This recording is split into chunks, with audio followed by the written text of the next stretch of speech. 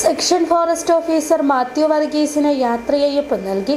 Section forest ഓഫീസറായി social forest Peermade റേഞ്ചിൽ നിന്നാണ് Mathew Thomas വിരമിച്ചത്.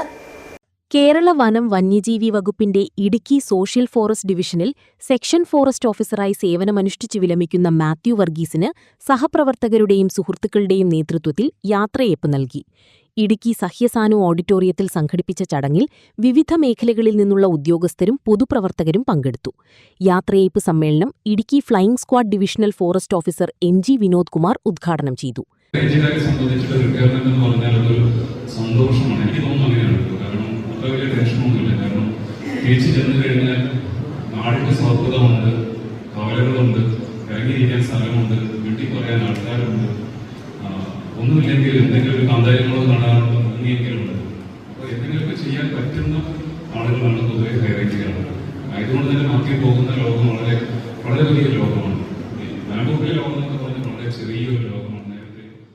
Social forest division assistant forest conservator Vipindas PK അധ്യക്ഷത വഹിച്ചു.